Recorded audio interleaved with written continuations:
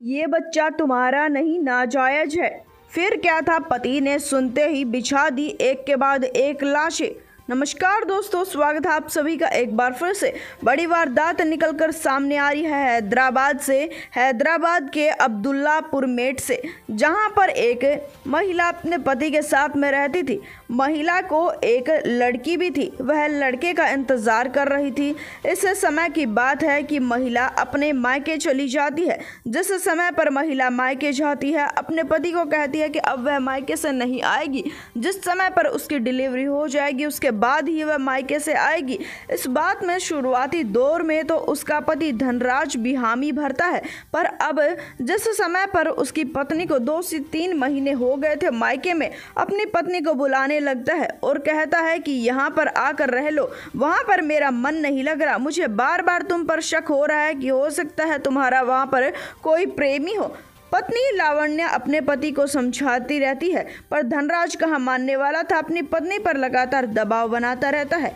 एक वजह से महिला और परेशान थी। उसका पति ये तो दबाव बना ही रहा था, उसके साथ कह रहा था कि यहाँ पर आना, उस समय पर काफ़ी दहेज लेकर आना, हमारे घर पर आखिरकार खुशी आने वाली है। जिसके चलते महिला काफ़ी परेशान रहा करती थी पति की हरकतों के चलते। दरअसल बता दें कि महिला को एक बेटी थी, पर वह काफ़ी अपने पति से परेशान थी। पति अक्सर ही शराब का सेवन करके उसके साथ में मारपीट किया करता था। कई बार तो ऐसा भी हुआ है कि बहस के समय पर पति ने शराब की बोतल ही लावण्य के सिर पर मारी है। जिसके चलते लावण्य काफ़ी परेशान थी। वह नहीं चाहती थी कि उसके पति की ये डांट फटकार उसके पति का गलत असर पेट में पल रहे बच्चे पर पड़े। इस वजह से फैसला ले चुकी थी कि वह रहेगी तो अपने मायके में, डिलीवरी अपने मायके में करेगी। जिसके बाद में वह समय भी आ जाता है, महिला की डिलीवरी भी हो जाती है।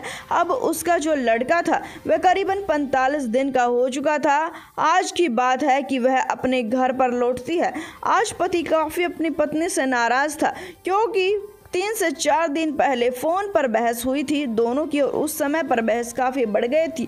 दरअसल बता दें कि धनराज पुत्र की घर में आने से काफ़ी ज़्यादा खुश था, अपने बेटे से काफ़ी ज़्यादा खुश था, पर 3 से 4 दिन पहले मामला बिगड़ जाता है। जिस समय पर फ़ोन पर धनराज और लावण्या की लड़ाई हो जाती है। लड़ाई इस कदर तक बढ़ जाती है कि महिला कह देती है कि यह बच्चा तुम्हारा नहीं है, यह बच्चा नाजायज है। इस बात से धनराज काफ़ी नाराज था। अपनी पत्नी को उसने भनक तक नहीं लगने दी कि वह नाराज है। अपनी पत्नी को बुलाता है ससुराल में। जैसे ही वह वहां पर आ जाती है, वह पहले से ही तैयार बैठा हुआ था। अपनी पत्नी के साथ में मारपीट करना शुरू कर देता है। पहले मारपीट करता है, बाद में बियर की बोतल उसके सिर पर फोड़ता है, बाद में कुल्हाड़ी उठा लेता है। अपनी माँ को यूं पीटता बच्ची नहीं देख पाती है। बच्ची गांव की तरफ दौड़ जाती है, जिसके चलते वह आसपास के लोगों को बुलाने के लिए जाती है। पड़ोसी उसकी मदद की पुकार सुनते हैं और उनके घर पर आते हैं। तब तक तो धनराज ने कांड कर दिया था। धनराज अपनी पत्नी का हत्या करके मौके वारदात से फरार हो जाता है। जानकर आपके पैरों तले से जमीन खिसक जाएगी कि धनराज ने न सिर्फ अपनी पत्नी की हत्या की, मात्र 1 महीने के नवजात बेटे को भी मौत के घाट उतार दिया, वो भी बेरहमी से, कुल्हाड़ी से, और मौके वारदात से वह फरार हो चुका था। दोनों को उठाकर लेकर जाया जाता है अस्पताल में। छोटे से नवजात बच्चे का नाम क्रियांश बताया जा रहा है, पर अस्पताल ले जाने का कोई भी फायदा नहीं था।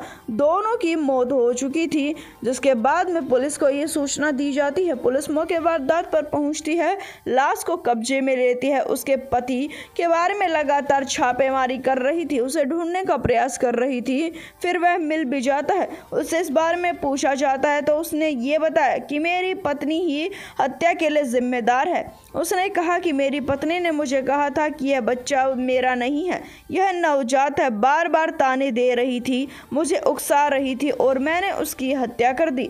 इस वारदात के बाद में घर वालों का, परिजनों का रो रो कर बुरा हाल है। वारदात के बारे में आप क्या कहना चाहते हैं, कमेंट सेक्शन में ज़रूर बताएं। इस वीडियो को अपने फैमिली दोस्तों के साथ ज़रूर शेयर करें, चैनल को सब्सक्राइब करें। हम आपसे मिलेंगे एक बार फिर से। धन्यवाद।